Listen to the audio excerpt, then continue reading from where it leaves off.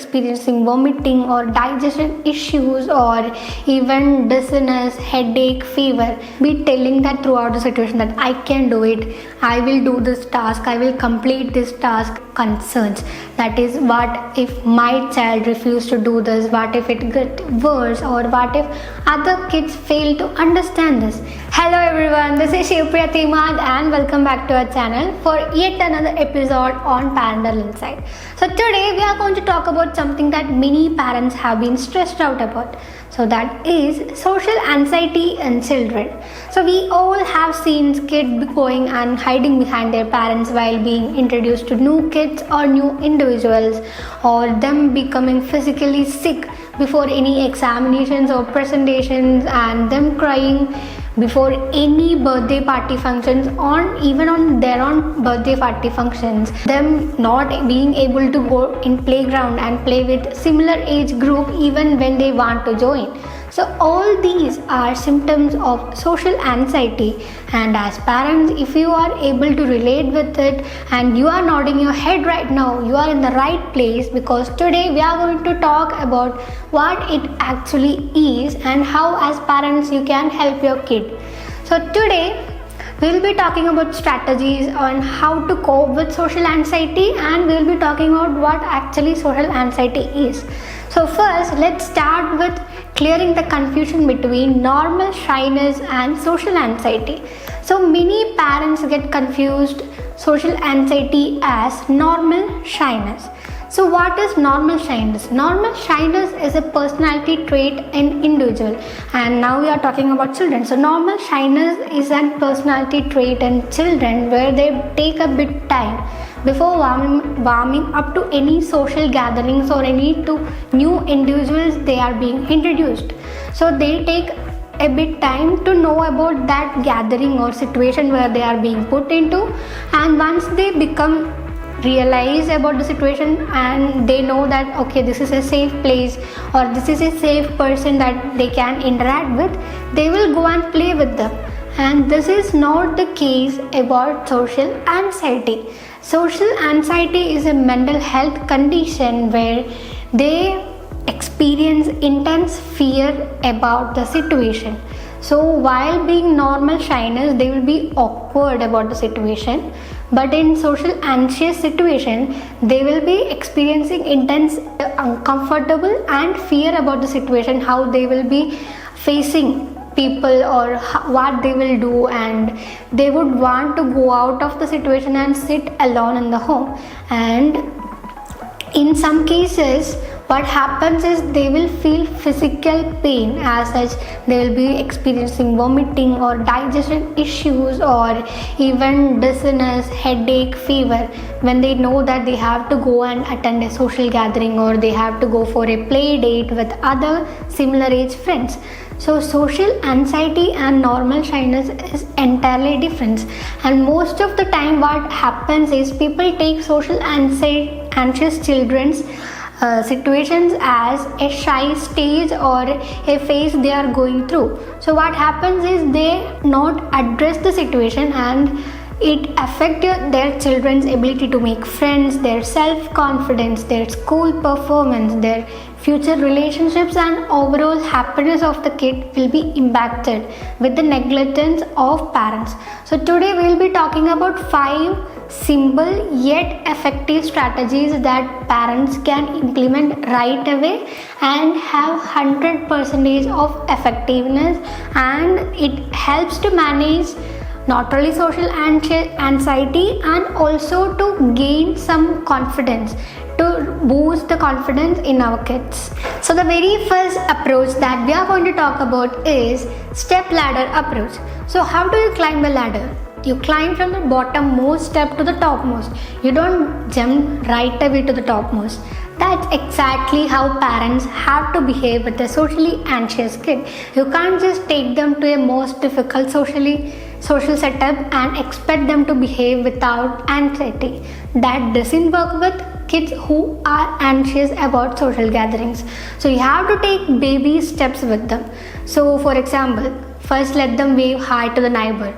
So they come under our close circle, and your kid also know that they are not bad people. So while getting a positive response back, it reassures them that they can interact more. And as a next step, let them say hi to a grocery shopkeeper or the security guard in the community. So again, this is a step ahead because that person is not from our close circle, is not family. So he's a stranger and our kid is taking a step ahead by interacting with outer world. So by doing this 2 steps for a week and so, they will become more comfortable with interacting in social setup, that is public setup. And as last step, we can ask our kids to interact more. How did their conversation go with their classmates? So we can ask them to say thank you for their help or to help them when they are in a difficult situations. So by doing these things in each of these 3 steps, no big conversation or long conversations are included. That means they are small baby steps that our kids can manage, but at the same time it make deep impacts on their confidence level and also help to manage their anxiety level and keep them low as possible.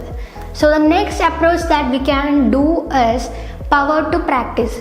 For growing at any skill, to become very good at any skill, we have to practice. The same goes with overcoming any fear and anxiety. So for this, what we can do is do a role play of common situations at home. So as parents, do role play of common situations at home so they can know what is happening. So while they are put in a real situations, the conversations and what is happening is already predictable for them. So the anxiety level won't go high. And as in next stage, rehearse conversations. So what happens with younger kids is, in most of the gatherings, there will be a set of 10 or 20 common questions that will be asked to our kids. What is your name? What is your age? What is your papa mama doing? And what is your favorite food, color, etc. So all these questions are really common that even parents know what will be asked to our kids. So what we can do is rehearse this question, randomly ask or set a play or a game as where they will be asking these questions. So once they are rehearsed or practiced about on how to answer this back confidently, when the questions are raised by someone who are not that familiar, even in that situation our kids can answer back confidently. So what happened with socially anxious kid is, once they are interacting with someone who is not that familiar or is not a part of our close circle, their anxiety level will go up and their mind will go blank. In that moment they will start crying, they would want their parents aside. This happens because they don't know what is going to be questioned by that person. So once they know what will be questioning to them, it will be easy for them to manage it. And in last step, what we rehearse is how to handle anxious situation or uncomfortable situation.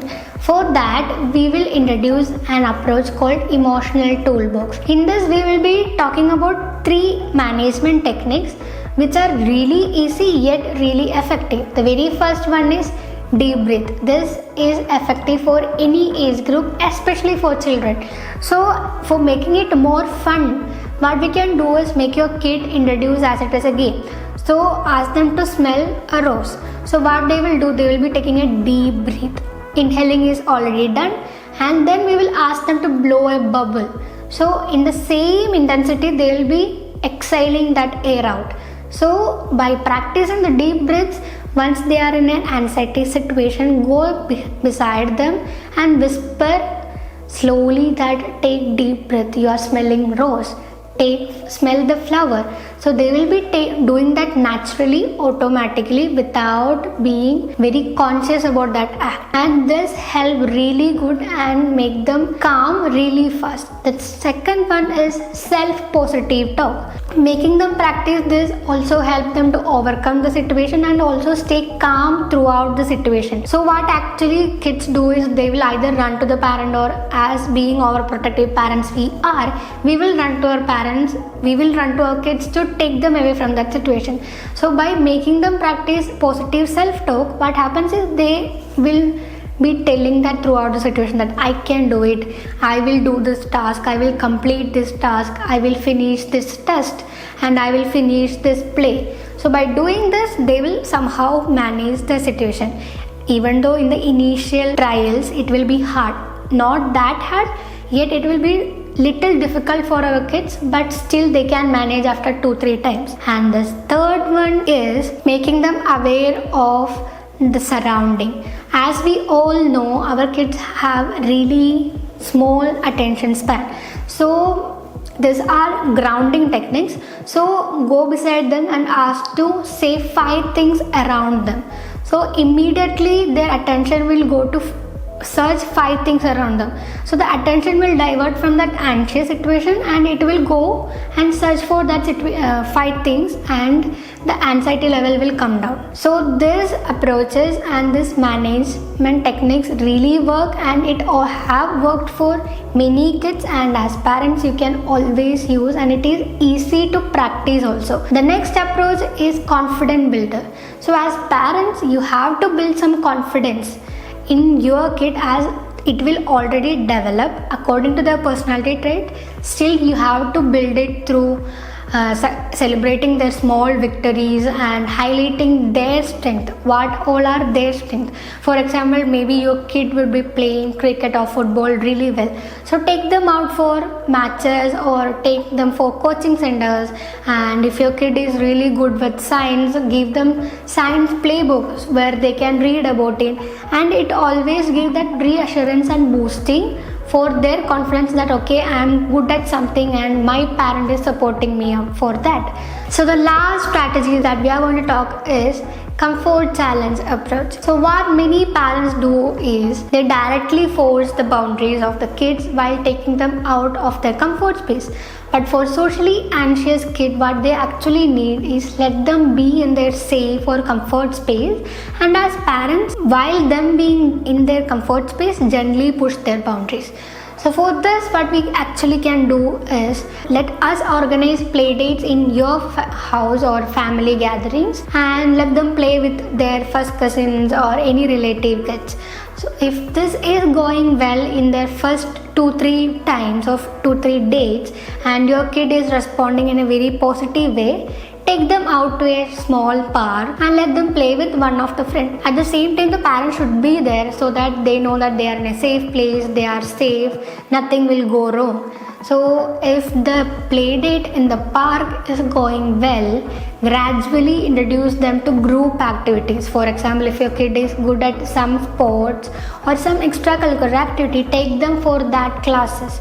So there they will be interacting with similar age groups, and by doing this, you have to remember the fact that the key word in this approach is gradually.